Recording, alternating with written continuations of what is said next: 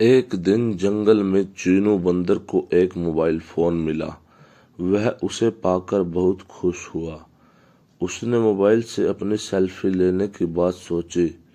उसने नाक और मुंह टेढ़ा करते हुए अपनी कई सेल्फी ली। फिर उसने अपने दोस्तों को दिखाई। सबने उसकी सेल्फी की खूब प्रशंसा की। चीनू का उत्साह और बढ़ गया। अब वह हर रोज जंगल के अलग अलग स्थानों पर निकल जाता और नए नए अंदाज में सेल्फी लेने का प्रयास करता।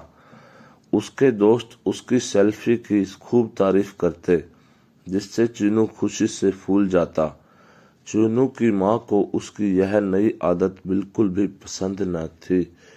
एक दिन वह जंगल से घर लौटा तो उसकी माँ ने कहा, देखो चीनू, तुम्हारा यह रोज रोज जंगल के खतरनाक जगहों पर जाकर सेल्फी लेना ठीक नहीं है। कभी कोई चूक हो गई तो? अरे नहीं माँ, मैं कोई बच्चा थोड़ी ना हूँ, अब मैं बड़ा हो गया हूँ। चीनू ने अपनी माँ की बात काटकर कहा, मुझे अपनी रक्षा करना अच्छी तरह आता है। चीनू पर माँ की बात का जरा भी असर न पड़ा। उसने माँ की बात एक कान से सुनकर दूसरे कान से निकाल दी। चीनू के ऊपर सेल्फी का भूत सवार हो गया था। उस पर दोस्तों की मिल रही वाहवाही आग में घी का काम कर रही थी। हर रोज एक से बढ़कर एक सेल्फी लेना अब उसका शौक बन गया था। वह कभी किसी पेड़ पर चढ़कर तो कभी जंगल के किसी पहाड़ या नदी के पास जाकर सेल्फी लेता रहता था। कभी कभी तो किसी हाथी या फिर किसी जिराफ की पीठ पर सवार होकर भी सेल्फी लेने लगता था। धीरे धीरे उसे सेल्फी की लत लग गई। चीनू खुद को जंगल का सबसे बड़ा सेल्फीबाज सिद्ध करने में लगा रहा। एक दिन चीनू ने जंगल के सबसे बड़े पेड़ की ऊंची चोटी की डाल पर चढ़कर सेल्फी लेने का प्लान किया। पेड़ की उस डाल से सारा जंगल चारों ओर दूर दूर तक दिखाई देता था। चीनू इस अनोखे दृश्य के साथ अपनी सेल्फी में लेने के लिए पेड़ पर चढ़ गया। पेड़ की सबसे ऊंची डाल पर पहुंचकर चीनू ने अपने आगे के एक पैर से मोबाइल को पकड़ा और दूसरे से पेड़ की डाल पकड़ी। उसके बाद डाल से हवा में लटकते हुए उसने सेल्फी लेनी शुरू की। वह अलग अलग पोज में सेल्फी लेने में खोया हुआ था कि चर्र चर्र की आवाज आई, पर चीनू का ध्यान आवाज की ओर नहीं गया। वह सेल्फी लेने में पूरी तरह खोया रहा।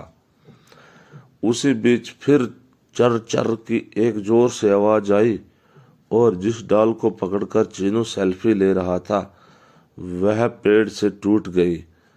चीनू पेड़ की डाल पकड़े हुए अन्य डालों से लटकता हुआ ऊपर से नीचे धम से जमीन पर आ गिरा।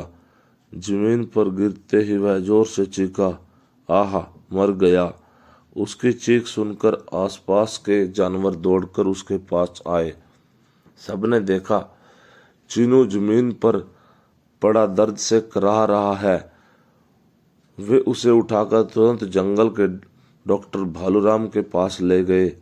भालूराम ने चीनू का निरीक्षण कर बताया कि उसे गहरी चोट लगी है और उसके आगे व पीछे के पैरों में फ्रैक्चर हो गया है। उसे अब काफी समय तक आराम करना पड़ेगा। इसी बीच चीनू की माँ भी चिंपांजी से खबर पाकर वहां आ गई थी। वह डॉक्टर भालूराम की बात सुनकर फूट फूट कर रो पड़ी। बोली, मैंने कितनी बार चीनू को समझाया था कि सेल्फी के चक्कर में मत पड़ो, लेकिन उसने मेरी एक भी बात न माने और अपनी मनमानी करता रहा। आज सेल्फी की लत ने उसकी ऐसी दुर्दशा कर दी। चीनू को डॉक्टर भालूराम की दवा से थोड़ा आराम मिल गया था। वह अपने पास बैठी अपनी माँ को रोते बिलखते देख रहा था। आज उसे अपनी माँ की समझाई एक एक बात याद आ रही थी। उसे अपनी माँ की बात न मानने पर बहुत पछतावा हो रहा था।